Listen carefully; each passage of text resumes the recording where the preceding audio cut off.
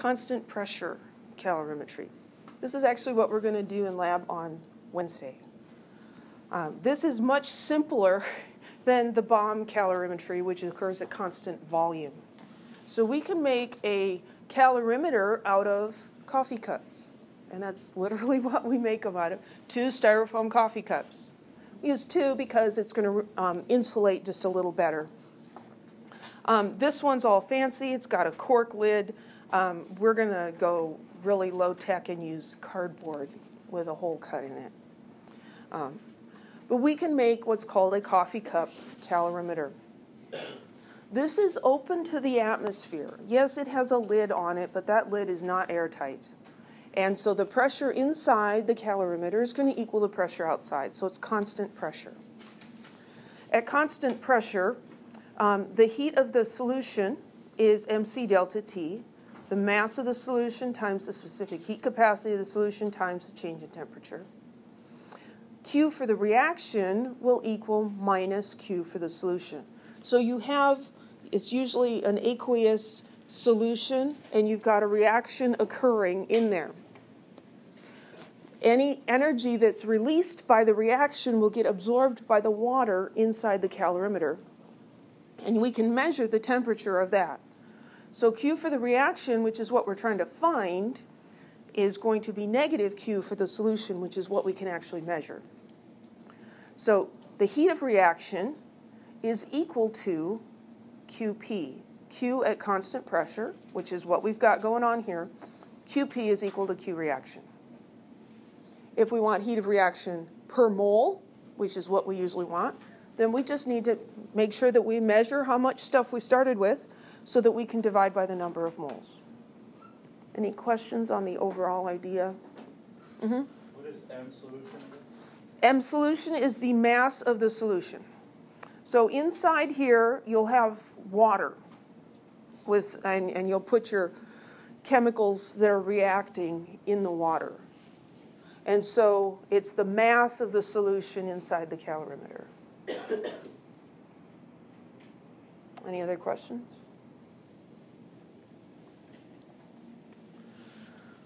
That one's got a lot of words, doesn't it? Okay, the addition of hydrochloric acid to a silver nitrate solution precipitates silver chloride according to the reaction given. When 50 milliliters of 0.1 molar silver nitrate is combined with 50 milliliters of 0.1 molar HCl in a coffee cup calorimeter, the temperature changes from 23.4 degrees Celsius to 24.21 degrees Celsius. Calculate the heat of reaction for the reaction as written. Use 1 gram per milliliter as the density of the solution, and specific heat capacity equals 4.18 joules per gram degree Celsius. Okay, so let's think about what's going on here. So I'm going to draw an ugly picture up here. So here's our coffee cup calorimeter. And into this calorimeter, we're going to put 50 milliliters of the silver nitrate solution. I'm just going to call it silver. And we're going to put in 50 milliliters of the nitric acid. No, it's not nitric acid. That wouldn't work anyway. HCl.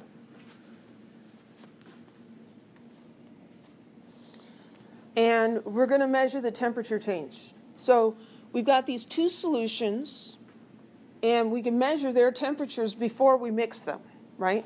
So they're both at the same temperature, probably room temperature, 23.4. We put them together inside the calorimeter and see what happens to the temperature. So the temperature went up a little bit. Why did it get hotter all by itself? There's no hot plate or anything. Is it magic? Unless you call chemistry magic. Well, there's a chemical reaction going on, and it must be an exothermic reaction. It's releasing energy. The energy gets released, it gets absorbed by the surroundings, the water, and the temperature of the water goes up.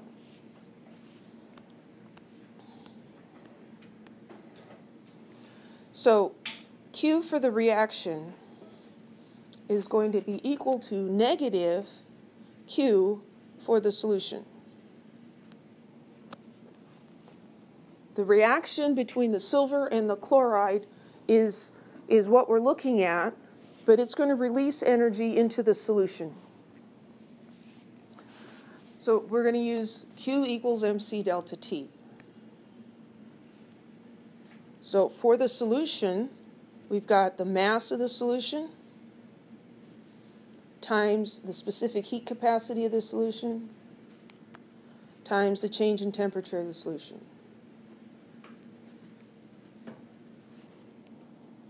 So can we figure these things out? Sure we can. Some of them are maybe more obvious than others. Specific heat capacity was handed to us. Change in temperature, well, we just need to do a little bit of subtracting there. There's just not a lot of room on this slide. I'm going to make some room.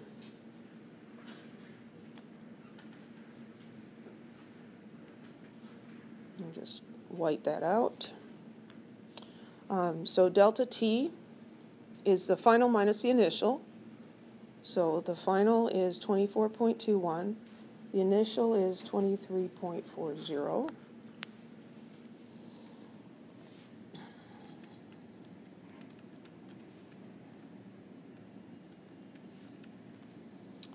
The difference is 0.91 degrees Celsius.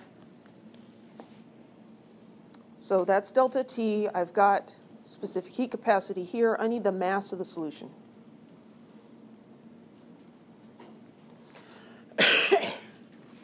So the solution is 50 milliliters of this, it's aqueous, and 50 milliliters of that, also aqueous. We're told to use this for the density. So if I know the total volume, then I can calculate the density, right? Oh, yeah, I screwed up again. Yes, the temperature change is 0.81 because I put it in my calculator wrong. Thanks for pointing that out. What's the total volume of our solution? 100 milliliters. It's 50 plus 50, right? So we have 100.0 milliliters of solution. We can use the density to find the mass of it. We're given a density to use, 1.00 grams per milliliter, and so the mass of this is 100 grams. Okay? So we can plug all this into our little equation down here. Don't lose the negative sign. So we've got 100 grams, and we've got 4.18 joules per gram degree Celsius, and we have 0.81 degrees Celsius. So the grams cancel, and the degrees Celsius cancel.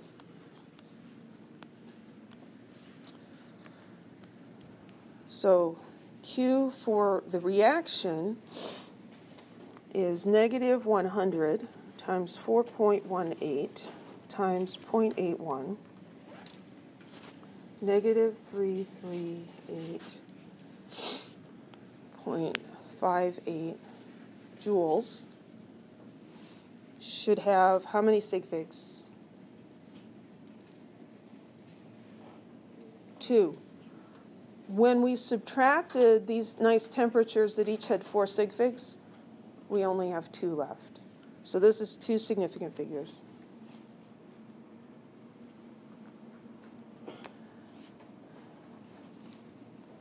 So this is the amount of heat released for these specific quantities: 50 milliliters of 0.1 molar silver nitrate, 50 milliliters of 0.1 molar HCl. Are those the quantities in the equation? It says calculate heat of reaction for the reaction as written. How many moles of silver nitrate are in the reaction? I mean, in the equation. 1 mole. Well, this is minus 338.58 joules for every 50 milliliters of 0.1 molar silver nitrate. Can we figure out how many moles of silver nitrate were used here? Sure we can. So we had 50 milliliters of the solution. So we're going to need to convert that to liters.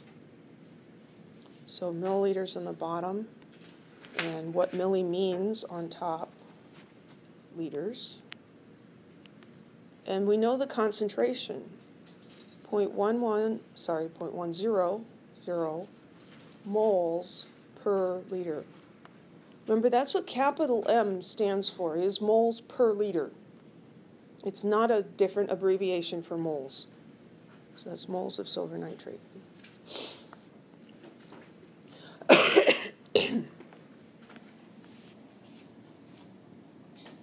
If I can't even do this correctly on my calculator, there's no way I'm going to trust my mental math on this one.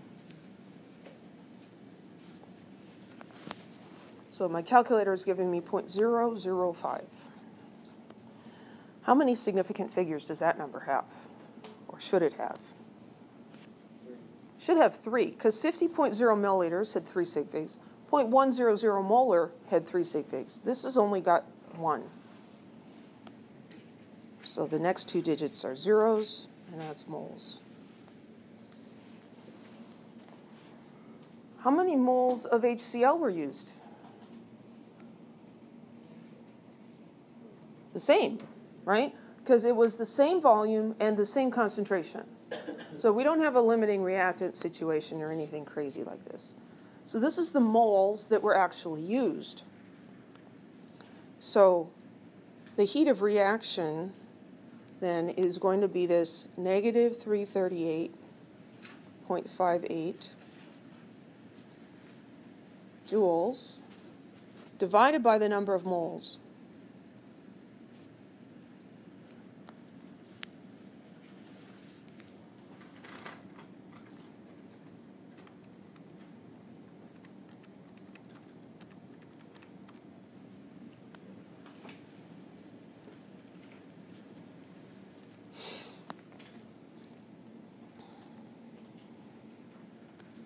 That's joules per mole. 2 sig figs.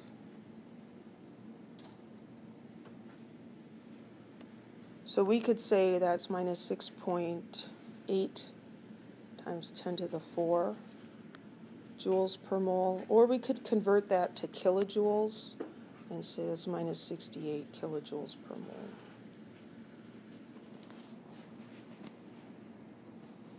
Any questions?